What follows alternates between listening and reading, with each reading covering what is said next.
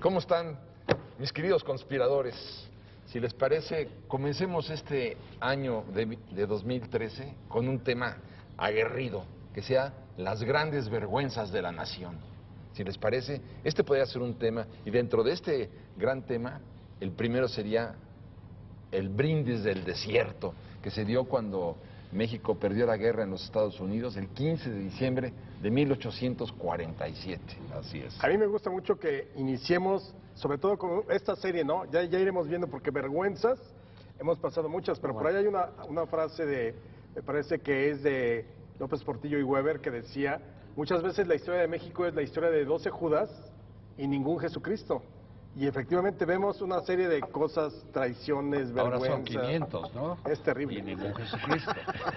O sea que las cosas han aumentado en cantidad, más son no mucho más de en 500, calidad. son mucho más de 500, porque la vergüenza nacional se desarrolla todos los días en el momento en que sucede un cochupo, una tranza, alguien mira para Cualquier otro lado, corruptela. alguien pasa un billete debajo de la mesa. Pero sí hay muchos temas, hechos históricos que nos avergüenzan, que son muy dolorosos. Este que mencionas es superlativo, porque Winfield Scott fue llamado en su momento el carnicero de Veracruz y se le ofreció la presidencia de la República Mexicana, que es de lo que vamos a tratar en este... Al jefe del ejército de ocupación, hay que Exacto. decirlo, o sea, es una vergüenza El mayúscula. jefe.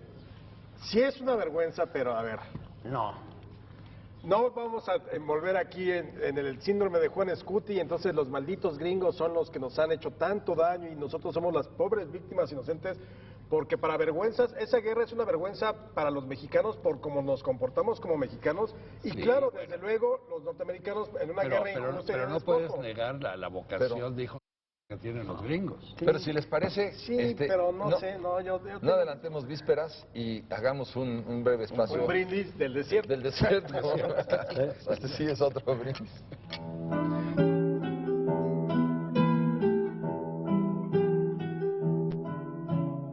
Bueno, pues el tema que hoy nos apasiona es el de las vergüenzas. Y dentro de las vergüenzas, para mí hay una que es muy significativa, que fue la que se dio el 15 de diciembre de 1847, cuando un grupo de ínclitos y perínclitos mexicanos invitaron al general en jefe del ejército gringo, Winfield Scott, al brindis del desierto. Y es ¿no? una gran vergüenza, porque el tipo, cuando desembarca el ejército de Estados Unidos en Veracruz, antes del desembarco, sus barcos arrojan 6.500 obuses y masacra a la población de Veracruz.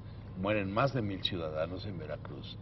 E inclusive les niega a los cónsules de España, de Inglaterra y de Francia que los súbditos de sus legaciones y los asilados en las legaciones pudiesen ser embarcados en las naves de estos países que estaban fondeadas en el puerto, ¿no?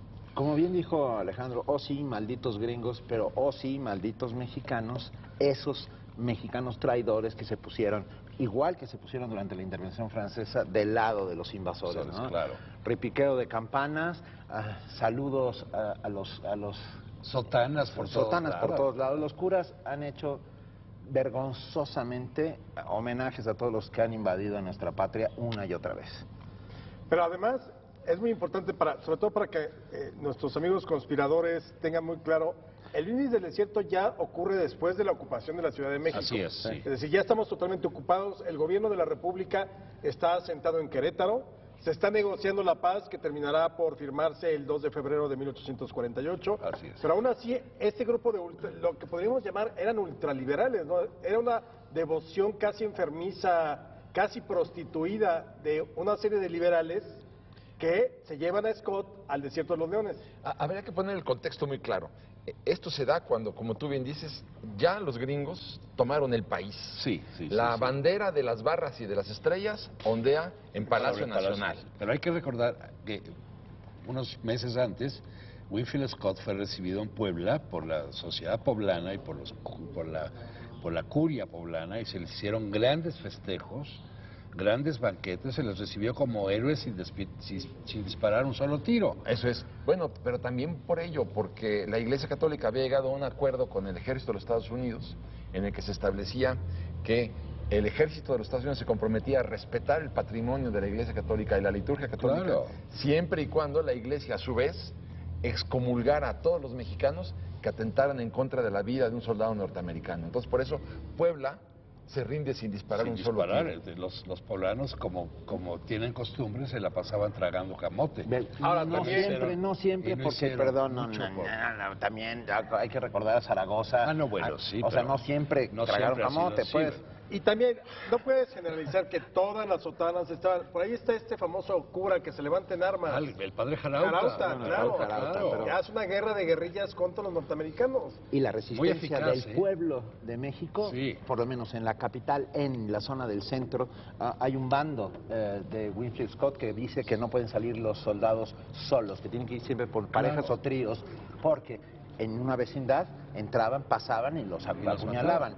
La resistencia estaba haciendo en esta, no era ni siquiera guerra de guerrillas, Pero era sí había una guerrilla muy establecida en México, en todo el territorio ocupado por los invasores, e inclusive Winfield Scott en Puebla crea lo que se llamó The Spy Company, The Mexican Spy Company. que es un grupo de antiguerrilleros y se lo encarga a un tal Domínguez para que asesine a mansalva a los guerrilleros mexicanos, entre ellos a las huestes de Jarauta y de otros Pero yo te diría grandes. que ahí la parte principal de la gestión de la Mexican Spy Company era, y yo vi las listas de los espías, el Winfield Scott les pagaba a los Claro. mexicanos para que fueran a espiar a los cuarteles mexicanos. Y denunciaran a los guerrilleros. Y no solo eso, sino también le decían cuáles eran los planes, con cuántos fusiles contaban, Así es. cuáles eran el plan de la defensa. O sea, los mexicanos espiaban a los mexicanos a cambio de que los llenaran los bolsillos de dólares los Y gringos. creo que es la primera vez en la historia que se crea una inteligencia,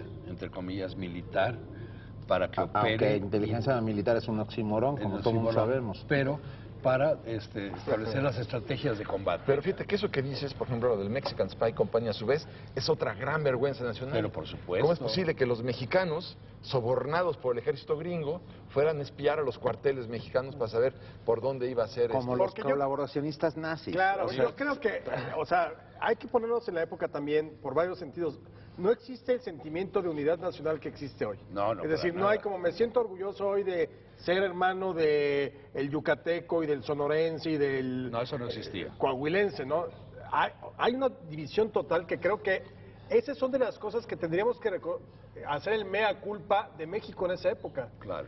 Porque esta guerra se iba a dar tarde o temprano. Nadie nos iba a librar de una guerra contra Estados Unidos porque Estados Unidos estaba exactamente a mitad del siglo XIX en su política de expansión, Así buscando es. lo que era la transcontinentalidad, es decir, tener salida por el Océano Atlántico, que es donde estaban las 13 colonias, pero tener salida por el Pacífico. por eso Y iba a para eso California, tenía que claro. ir a tarde o temprano a la guerra y venía desde lo de Texas. Y sin embargo, si el general Santana con 10, ¿cuántos eran? 6 regimientos de caballería en Texcoco hubiera avanzado hacia la Ciudad de México, otro gallo cantaría. Sí, pero ahí Es que Juan muchos Álvarez se dedicó a contemplar el espectáculo No, de todo la bueno. guerra, Ahorita podemos digo. entrar ahí, pero Había muchos para que nos traidores. quede muy claro, sobre todo a los conspiradores que están con nosotros en casa, el brindis del desierto, centrémonos nada más en Exacto. qué es Hay lo que que ofrece contarlo. a quién. A eso Hay que iba yo. contarlo. Hay que contarlo. Entonces, ¿qué es lo que sucede? Que van a verlo.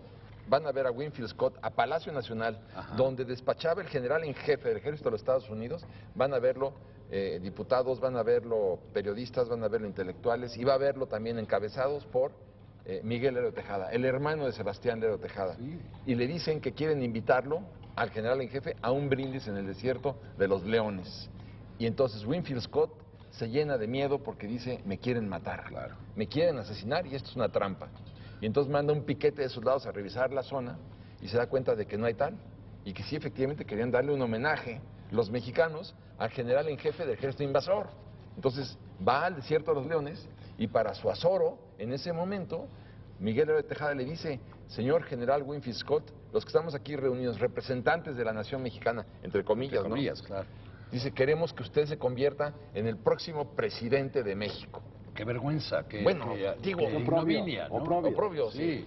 Se sale uno de la piel, ¿no? Sí, sí, Entonces- se puede uno llegar a poner... Son Pero de entonces- esas abyecciones que te hacen ponerte de color morado, como... Pero ¿qué dice entonces Winfield Scott? Winfield Scott contesta, Es muy inteligente, dice, no, de ningún modo. no puede ser, les acepto muchísimo la distinción, les acepto el honor, pero no puede ser porque el prestigio militar en los Estados Unidos se convierte en prestigio político, como después pasó con Eisenhower. Pero además él ya había tenido entendidos con Santana, desde cuando Santana lo llevan de San Jacinto a Washington y pasa por Harrisburg, tiene una reunión con Winfield Scott, todavía no era comandante del Ejército de Oriente, que iba a invadir el país. No, y bueno, y faltaban 9 años. Pues sí, faltaba bastante tiempo, y ahí se ponen de acuerdo en cómo le puede vender el territorio que los Estados Unidos codicia.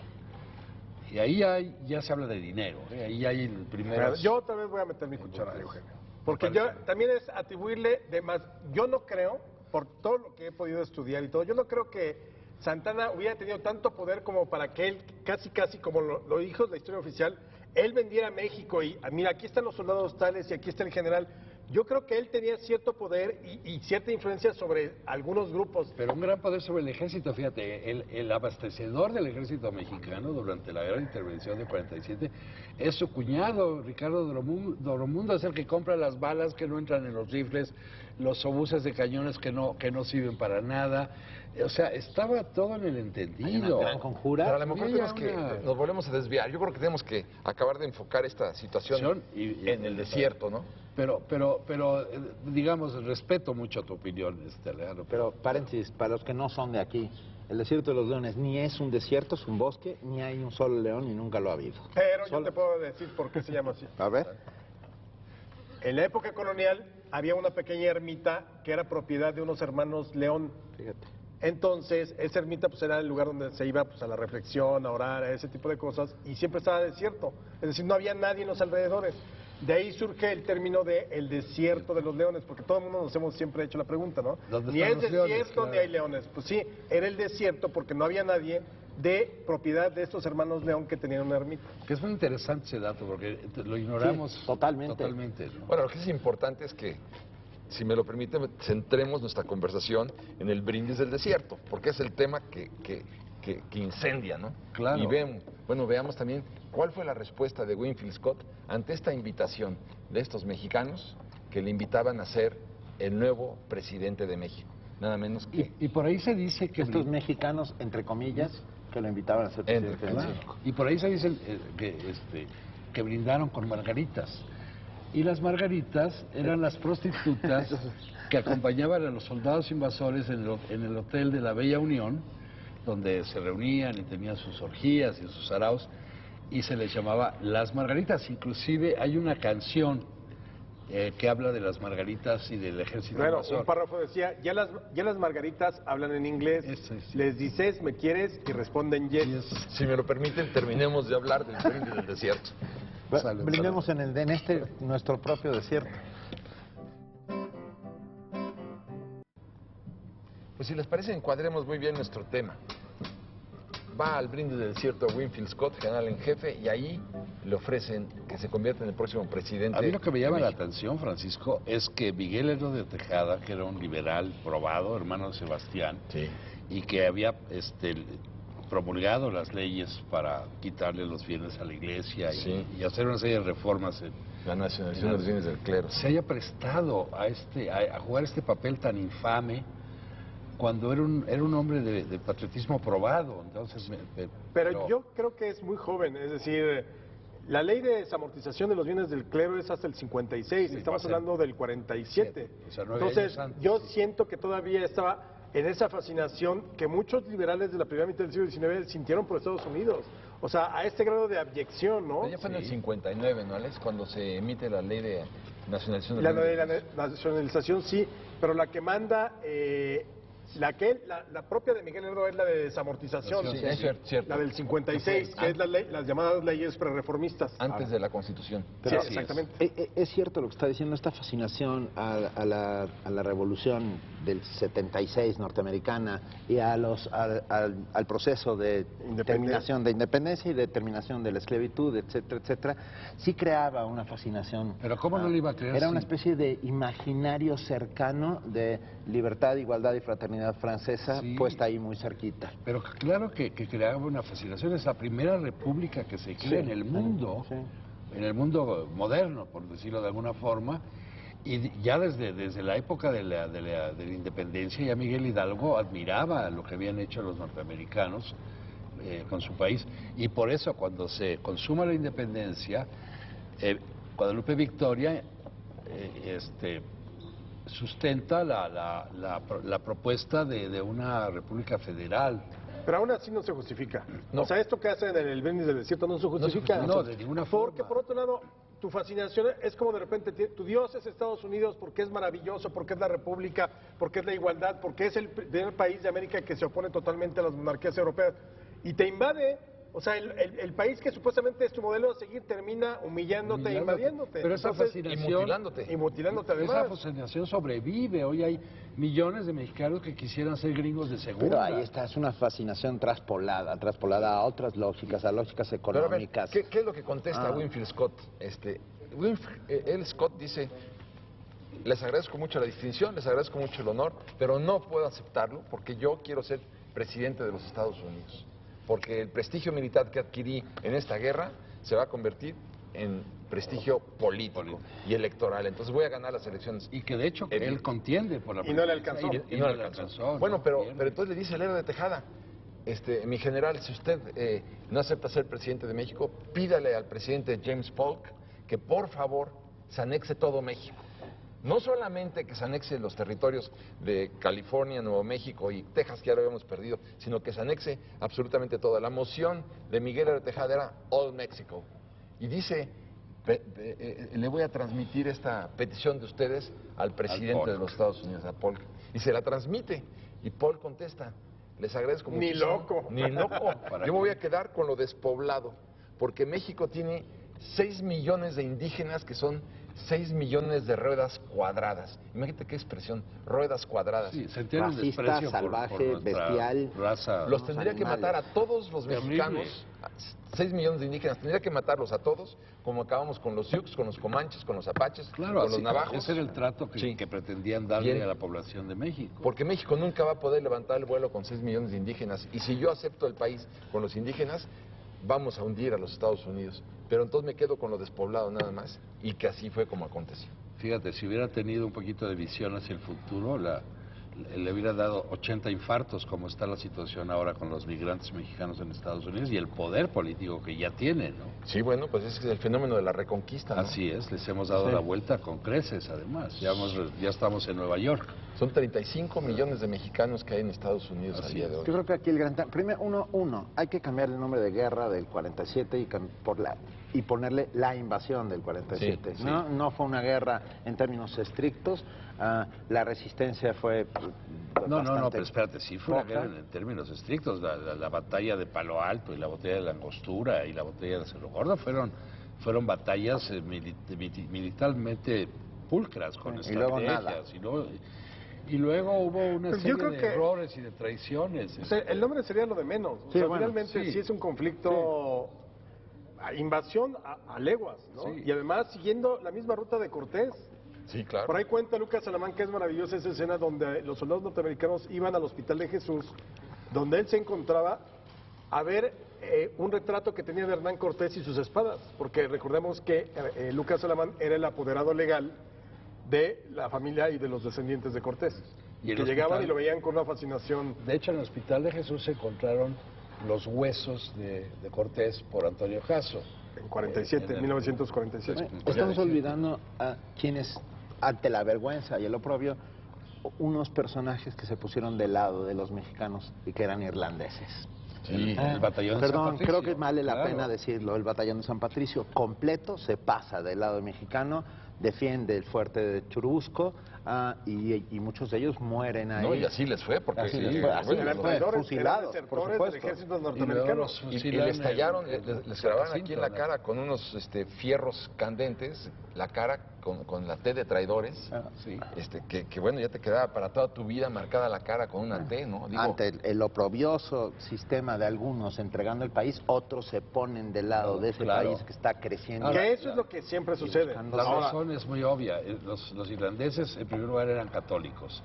Y Y dos. y el ejército de Estados Unidos básicamente eran Eran protestantes. protestantes. Entonces, Los trataban bastante mal. Ellos se unen, sí, por cierto, que los trataban súper mal, pero ellos dicen, ¿cómo vamos a pelear contra personas que tienen nuestra misma religión, por un lado? Y luego se dan cuenta que los norteamericanos nos estaban haciendo a los mexicanos lo mismo que los hicieron ingleses a ellos. a los irlandeses. Por supuesto, pero por supuesto. Pero bueno, esa es una de las partes de la historia de México que hay que rescatar. Pero volvamos al brindis del desierto. No, yo más bien diría, volvamos a partir del brindis, todos los actos vergonzosos que hay. Ya lo mencionabas tú, en Puebla, los poblanos o buena parte de la sociedad no disparan un solo tiro para defenderlos, dejan pasar. Así es. Y además le hacen un homenaje como jefe de Estado a Winfield Scott. Esa, en luego, Puebla. aquí en México, la Ciudad de México reacciona tarde. Es decir, ya hasta el momento que están llegando al primer cuadro es cuando empiezan los propios ciudadanos a defender. Que fue una defensa para mí muy pobre, porque Sí. se pueden haber hecho maravillas. Es decir, Pero es que ahí es donde viene el otro que mencionaban, no sé De si la Eugenio Spy o Company, Benito. sí. No, eso número uno, pero lo otro es la caballería de Álvarez. Yo lo de Juan mencionaba, Álvarez, que nunca yendo participa. desde la hacienda de los Morales, cómo masacraban en Molino del Rey, que fue la última batalla que pudieron haber ganado los mexicanos. Así es. ¿Por qué? Por las envidias de quién se iba a llevar la gloria. Sí, O sea, sí, ese sí. tipo de cosas, nos merecemos el destino de lo que pasó esa Santana vez. traiciona a Valencia, Mariano Arista es un cobarde traidor que manda a sus soldados descalzos y hambriente a la batalla de Palo Alto. Está lleno de Pero fíjate, traidores. también pasa otra cosa es una infamia. que militarmente creo que no se ha tomado en cuenta, y es esto.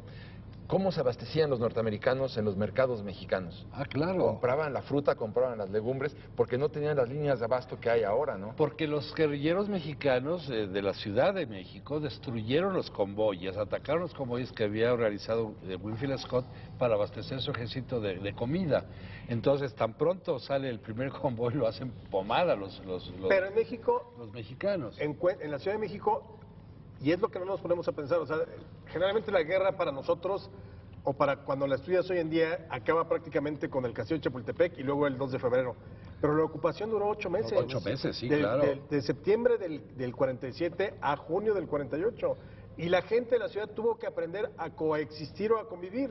Y había de todo, o sea, y cuenta, por ejemplo, en sus crónicas Manuel Rivera Cambas o el libro de mis recuerdos de García Cubas o Guillermo Prieto cuenta Luis Álvarez, que la gente ponía sus añoranzas, letreros de sus tiendas, de sus comercios en inglés. Y estaban fascinadas la gente, ¿por qué? Porque los norteamericanos pagaban cash, valga la expresión. Y en oro. Sí, no, acá era un préstamo forzoso y tenías que dar tus mercancías. Una Un lección. vale. Aquí no, Pero- aquí los norteamericanos con todo pagaban lana. Una lección que llegó para quedarse, Sí, quiero- porque hoy los comercios mexicanos están igual, todos los anuncios. Quiero en rescatar a inglés. y a ver si ustedes conocen esta historia, un héroe anónimo y desconocido. En el momento en que se iza la bandera norteamericana en Palacio Nacional, el marino que la está subiendo es bajado de ahí de un Sí, tiro. lo mata Casimiro Espadas. Es que yo no sabía el nombre. Claro. Yo quiero brindar por Casimiro Espadas. Yo también. Pero ese es un personaje ficticio, ¿no? Es un personaje de ficción, ¿Sí? pero con unos... Yo dudo la historia. Yo también, Yo ¿esa no de la dónde? creo. Yo no la ¿De creo. dónde? Es un personaje que... Mira, no había manera. Yo no sabía que Es el alguien... protagonista de mi novela La Gran Traición. Pero un momento, en la invasión de Ignacio Solares también se habla de este mismo tema. Sí, pero, de- pero no lo nombra porque No, en por eso realidad digo que es desconocido. el nombre nunca se supo. O sea, sí pero si hubo muere, el sí hubo. pasaje existe. No, yo No, creo que yo no. también- Yo creo que no, sí. no, Yo no creo. Yo creo Mira, que sí. no había manera. Y si no existe, debería haber existido. Eso me, Eso sí. me parece Ok, claro. encantador. Bajar a ese güey que se pone a plantar una bandera Claro. extranjera en, nuestro, en el centro sí, de nuestra sí, patria, efectivamente lo bajan, ¿eh? tenía que morir. Porque manda Winfield Scott a un teniente Robertson y a ese lo bajan. O sea, No, sí lo bajan. no había manera. Te voy a decir por qué no había manera. En primer lugar, porque estaban muy lejos. No tenían los rifles el alcance que Sí, tienen claro. ahora. Disparas desde Eso Moneda. uno. Y dos, la formación. Si tú ves las litografías de la época De Nebel. de Nebel, ves cómo está formado todo el ejército norteamericano ahí. Pero- no había manera y de que los se colara. edificios Yo de también atrás, creo no que se es colaron una nadie. bonita historia romántica, Sí, es muy patriota bueno, y lo pues que es- quieran. casi- Pero eso no sucedió. No, Casimiro Espadas Ah, bueno, está muy bien. sabía disparar con hipérboles. Ah, bueno, así te la creo, ¿no?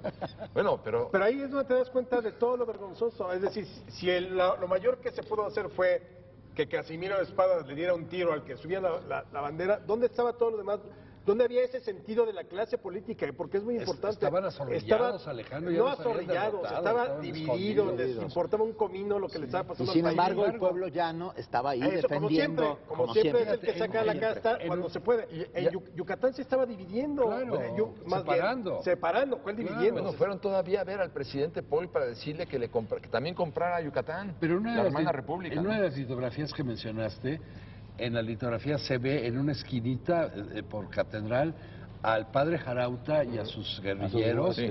todavía disparándoles a los norteamericanos. Ahora, también habría que rescatar la figura de una mujer, Marta Hernández, que Sí. vendía trompadas en la puerta de la catedral. Explica que es una trompada porque la gente de hoy ya no sabe lo que Un dulce, es un dulce muy dulce rico, y los vendía envenenados con un veneno que se llama 21. Ella se cuidaba mucho de que estos dulces Solo- tuvieran cianuro y que se murieran en el altar, Claro. porque iban a ir por ella. Entonces tenía divididos en una cajita, porque los niños chiquillos, los chiquillos le robaban las trompadas, y ella tenía esa preocupación. Entonces los que eran destinados a los gringos estaban en una cajita de vidrio especial con el veneno, y los morían otros los vendía. 21 días después. Sí. Estaban confeccionados con un veneno Y que se llama fíjate, la 21. el papá de Cantoya, el aeronauta, era dueño de la primera cervecería que se instaló en la Ciudad de México. Y él les vendía a los, porque lo va a ver Robert Lee, el general Robert Lee, que después fue el jefe de los confederados, para que le venda alimentos, y se niega. Le dice, pero sí le puedo vender cerveza.